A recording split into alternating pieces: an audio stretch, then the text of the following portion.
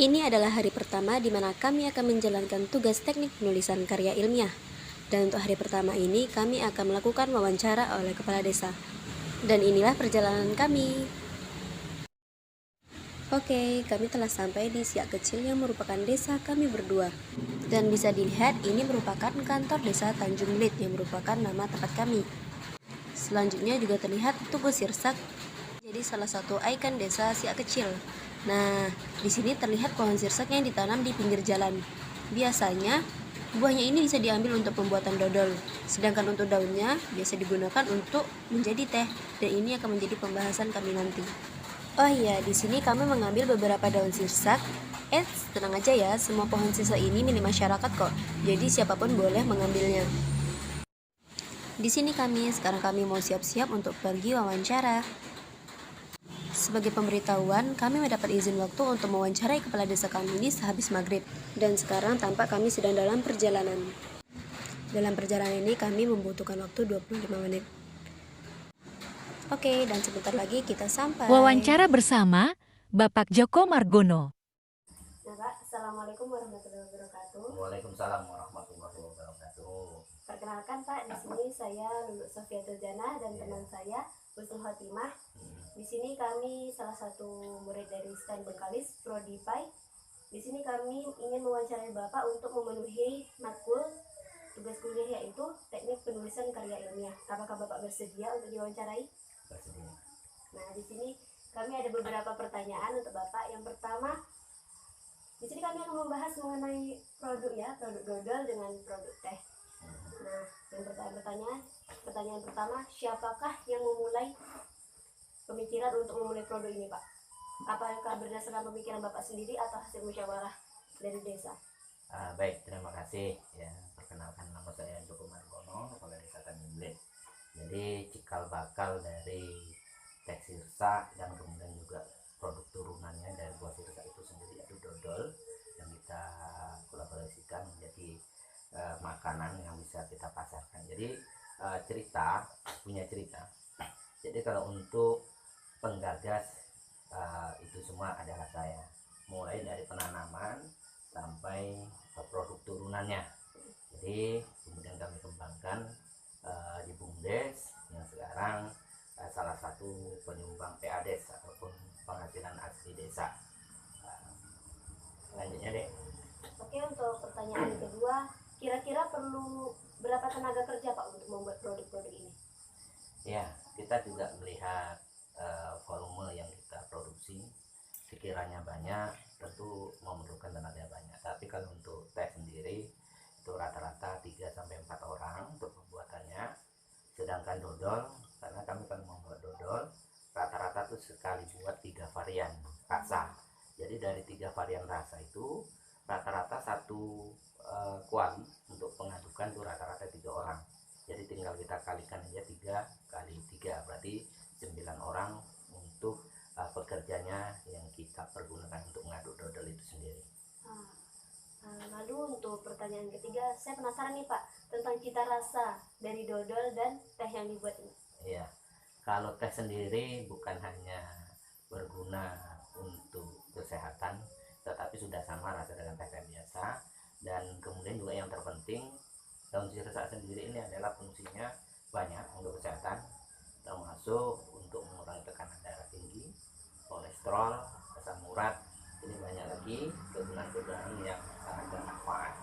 Dan kemudian juga kalau untuk citra rasa dodol itu kami tidak seutuhnya bahan bakunya dari sirsak, tapi tetap menggunakan tepung bulu, tepung beras, kemudian gula pasir, gula merah, dan juga sedikit garam, dan kemudian santan. Selanjutnya kawan saya akan Baik Pak, saya akan melanjutkan pertanyaan dari teman saya. Iya.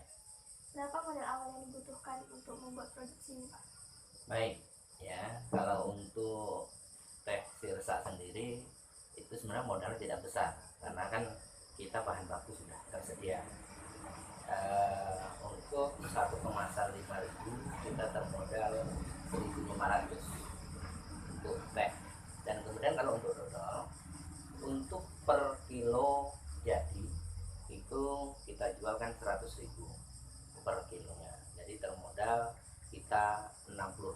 Jadi masih ada 40.000 untuk konsumen dari per kilo dodol tersebut. Pertanyaan berikutnya, dalam sebulan bisa berapa kali produksi, Pak? Untuk produksi kita juga melihat pesanan dan kemudian kebutuhan. Ya bisa saja 2 kali ataupun sekali. Jadi kita juga melihat pasaran. Untuk sementara memang kita untuk hilirnya ini yang belum bertemu. Apa artinya? Ketika kita mau memasarkan, tidak ada tempat yang umpamanya khusus kita pasarkan ke tempat tertentu.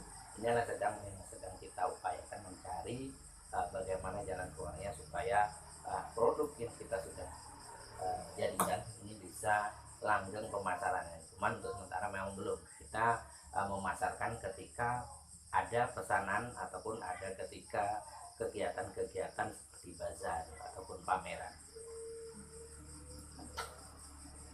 Pertanyaan selanjutnya, kira-kira berapa nih Pak omset per bulannya? Kalau omset per bulan untuk sementara kita tidak bisa juga patokan, karena itu tadi kita melaksanakan atau membuat produk ini sesuai dengan permintaan. Jadi belum bisa kita kalkulasikan berapa jumlahnya per bulan. Yang jelas dari total PADES ataupun pendapatan asli desa untuk tahun kemarin kita menghasilkan 43 juta sekian, lebih sedikit. Jadi itu yang kita hasilkan. Dan kemudian PADES itu kita gunakan untuk kegiatan-kegiatan di luar yang tidak bisa didanai oleh pemerintah daerah, pemerintah pusat ataupun provinsi. Jadi ada kegiatan-kegiatan yang urgent. Contohnya ketika desa akan mengadakan panen raya. Jadi panen raya itu ya kita modali dengan PADES. Kemudian juga kemudian ada contohnya AMTS atau MDA membuat musola di ruang lingkup sekolah, itu kita bantu. Begitu juga dengan jalan-jalan poros yang untuk perawatan seperti yang rusak-rusak, penimbunan itu kita gunakan PADES. Oke Pak, terima kasih sudah jawab pertanyaan dari kami. Semoga usahanya lancar. Amin. Sekian pertanyaan dari kami Pak, terima kasih atas waktunya. Wassalamualaikum warahmatullahi wabarakatuh. Waalaikumsalam warahmatullahi wabarakatuh.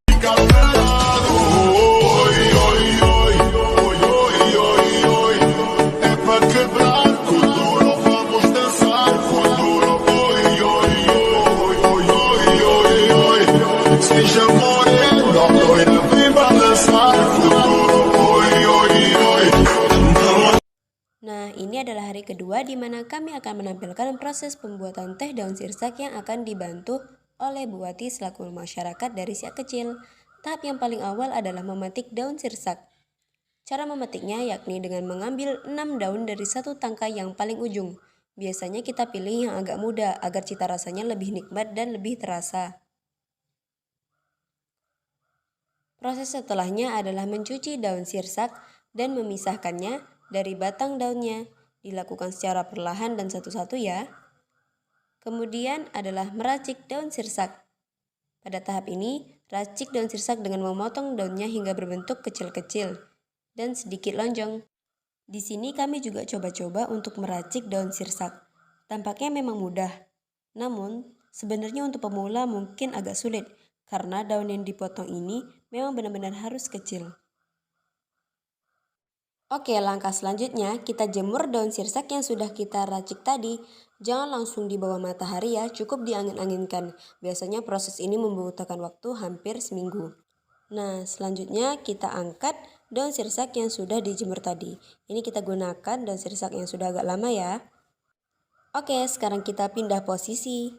Kita pindah ke rumah Bu Wati untuk tahap terakhir. Dan tahap terakhir ini adalah proses pembungkusan. Masukkan daun sirsak yang sudah kering tadi ke dalam plastik dan beri label ini. Nah, sebagai informasi tambahan, teh daun sirsak ini satu bungkusnya dihargai seharga Rp5.000. Dan untuk penjualannya biasanya langsung dibeli dari BUMDes. Namun, terkadang daun teh ini juga biasanya dijual di stand bazar.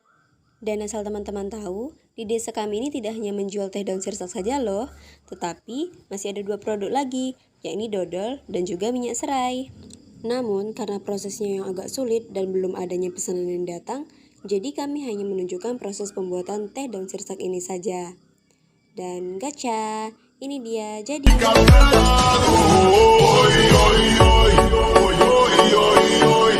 É pra quebrar com duro, vamos dançar com duro. Oi, oi, oi, oi, oi, oi, oi. Seja morena, loira, vem balançar com duro. Oi, oi, oi.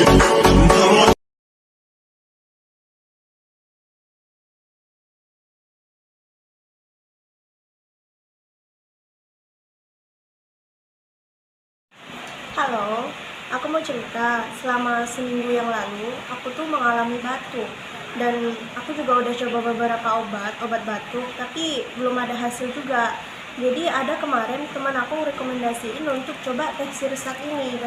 Dan ternyata benar, setelah aku minum teh ini, tenggorokanku terasa jauh lebih hangat dan nafas pun terasa lebih lega. Dan sekarang alhamdulillah batuknya juga udah sembuh.